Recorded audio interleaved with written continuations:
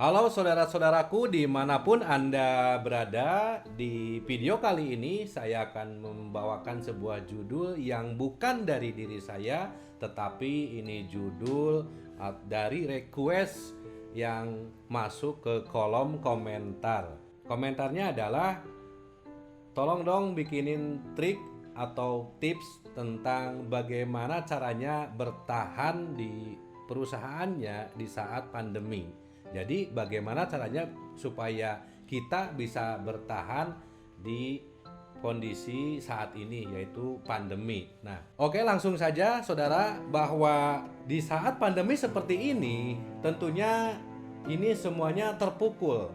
Kita flashback dulu ke belakang bahwa di tahun 1998 bahwa Indonesia ini pernah mengalami krisis ekonomi. Menurut Teten Mas Duki, bahwa 97% di Indonesia ini pelaku usahanya itu adalah UMKM.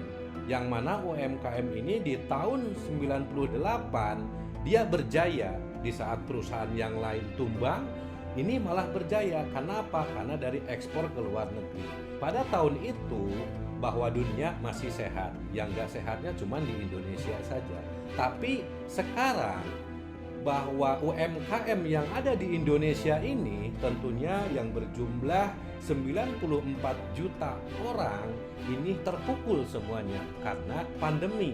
Dia tidak bisa ekspor ke luar negeri karena mereka susah untuk ekspor karena dunianya juga lagi sakit. Ini karena pandemi global.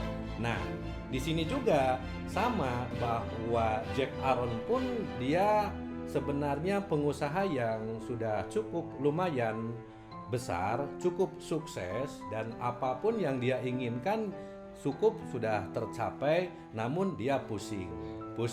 Pusingnya di mana? Ya buktinya dia bertanya kepada saya dan saya akan menjelaskan. Oke, siap, kepada Jack Aaron dan Anda semuanya, barangkali dari request Jack Aaron ini sama masalahnya dengan Anda juga sama harus menyimaknya. Oke, saya akan jelaskan secara terbuka bagaimana caranya mengatasi situasi usaha di saat pandemi. Simak setelah yang berikut ini.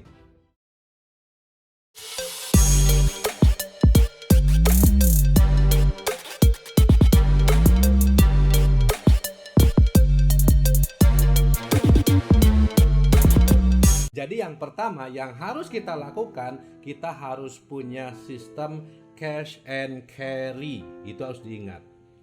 Jadi apa itu cash and carry? Jadi cash and carry ini semacam kita mau jualan produk atau jualan makanan. Itu harus cash beli ke kita. Kalau kita jualan produk harus cash. Kalau gang cash jangan dikasih. Kalau ngebon itu jangan dikasih.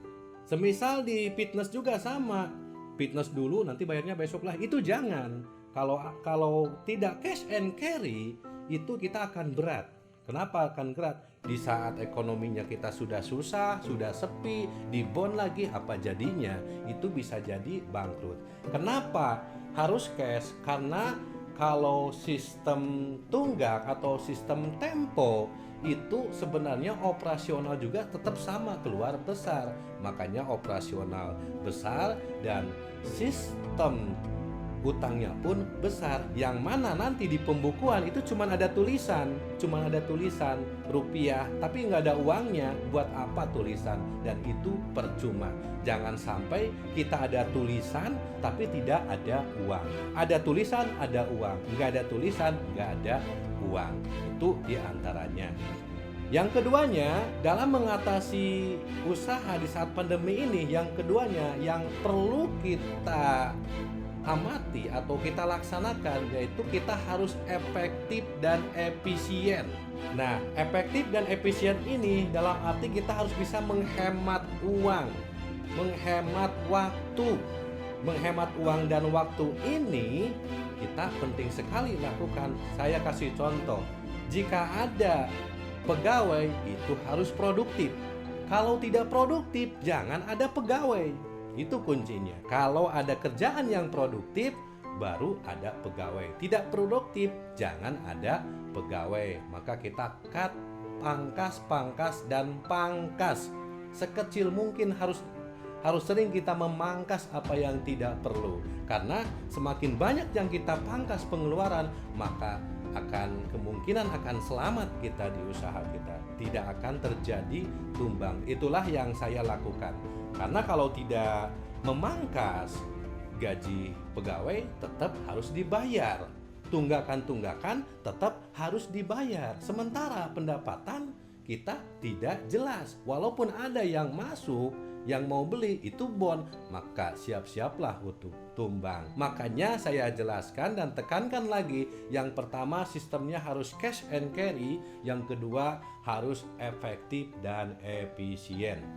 Dan yang ketiganya, kita harus bisa mendatangkan income, yaitu lewat bisnis online.